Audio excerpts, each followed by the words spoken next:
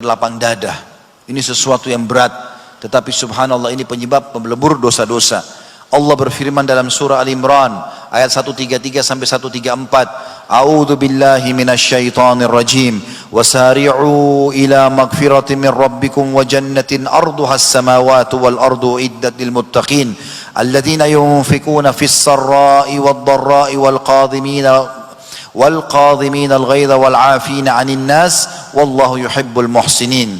Bersegeralah kamu kepada ampunan dari Tuhanmu, bersegeralah bertaubat dan kejarlah surga yang dijanjikan yang luasnya seluas langit dan bumi, yang disediakan untuk orang-orang yang bertakwa, yaitu orang-orang yang menafkahkan hartanya baik di waktu lapang maupun sempit. Ini kunci pertama nafsu surga dan dapat pengampunan Allah. Rutin bersedekah baik di waktu kaya ataupun lagi miskin, dan orang-orang yang menahan amarahnya. Qadhimil ghaidh, al-ghaidh kata para ulama adalah marah yang dia mampu untuk melampiaskan karena dia atasan atau dia benar, lalu dia mengontrol amarahnya. Dan orang-orang yang suka memaafkan kesalahan orang lain, dan Allah menyukai orang-orang yang berbuat kebajikan. Allah menjelaskan sifat-sifat orang bertakwa dibagi tiga: yang suka berinfak dalam keadaan sembunyi-sembunyi, atau dalam keadaan lapang ataupun lagi sempit, juga menahan emosi padahal dia mampu melampiaskan, dan juga memaafkan orang lain.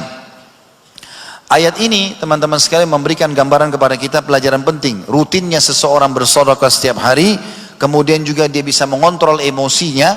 Disebutkan dalam sebuah kisah, ada seorang salafus saleh, dia memiliki seorang budak, hamba sahaya. Kemudian budak itu pun membawa sebuah marak panas. Lalu orang soleh ini kebetulan lagi duduk bersama dengan tamunya.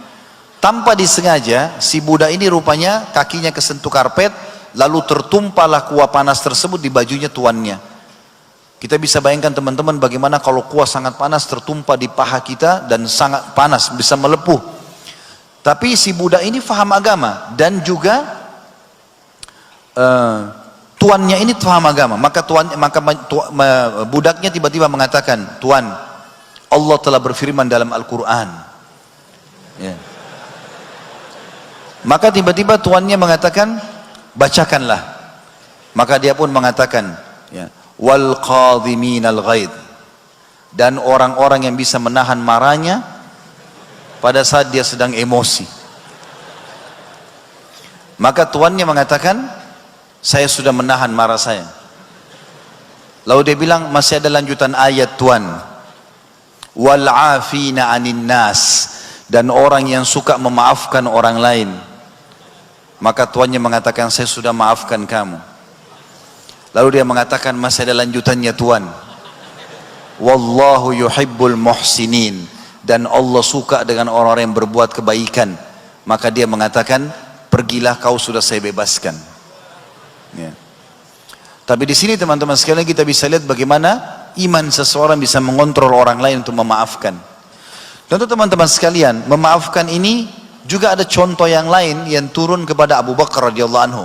Ayat Al-Quran dalam surah An-Nur ayat 22 yang berbunyi, "A'udzu billahi minasyaitonir rajim, wa la ya'tali ulul fadli minkum was-sa'ati an yu'tu ulil qurba wal masakin wal muhajirin fi sabilillah wal ya'fu wal yasfahu ala tuhibbuna yaghfirallahu lakum wallahu ghafurur rahim."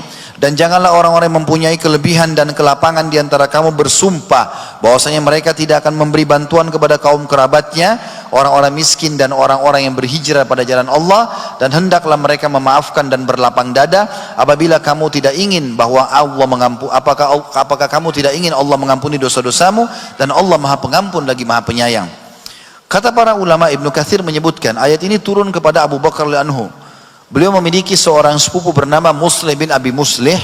Orang ini pernah memfitnah anaknya Aisyah. Anaknya Abu Bakar radhiyallahu anhu, Ummul Mukminin Aisyah, berzina dengan Safwan. Maka pada saat itu, karena tiap hari dibiayai hidupnya lalu dia sebarin fitnah, kata Abu Bakar, "Demi Allah mulai sekarang aku tidak akan membayar lagi atau tidak akan membiayai hidupmu." Padahal orang ini mengaku salah, kemudian dia sudah berjanji tidak akan mengulanginya. Lalu Allah menurunkan ayat ini mengatakan, "Dan janganlah orang-orang yang mempunyai kelebihan dan kelapangan di antara kamu," maksudnya Abu Bakar, "bersumpah untuk tidak memberi bantuan kepada kaum kerabat yang sudah minta maaf, orang-orang miskin dan orang-orang yang berhijrah pada jalan Allah? Tidakkah dan hendaklah mereka memaafkan dan berlapang dada? Apakah kamu tidak ingin Allah mengampunimu? Maka kata Abu Bakar, aku ingin Allah mengampuni dosa-dosaku.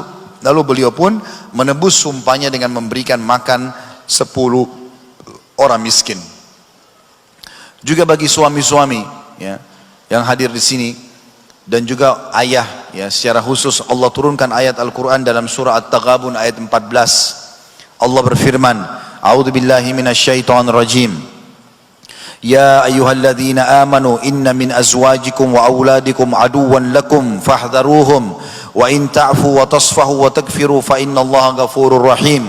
Hai orang-orang beriman, sesungguhnya di antara istri-istri dan anak-anakmu ada yang menjadi musuh bagimu, maka berhati-hatilah kamu terhadap mereka, dan jika kamu memaafkan dan tidak memarahi serta mengampuni atau memaafkan mereka, maka sungguhnya Allah Maha Pengampun lagi Maha Penyayang. Kata Imam At-Tabari dalam tafsir ayat At-Taghabun 14 ini, wahai orang-orang beriman kepada Allah dan Rasulnya, sesungguhnya sebagian istri dan anakmu ada yang menjadi musuh bagimu, mereka menghalangimu dari jalan Allah dan menghindarkanmu dari taat kepadanya, maka berhati-hatilah, jangan menuruti perintah mereka untuk tidak taat kepada Allah.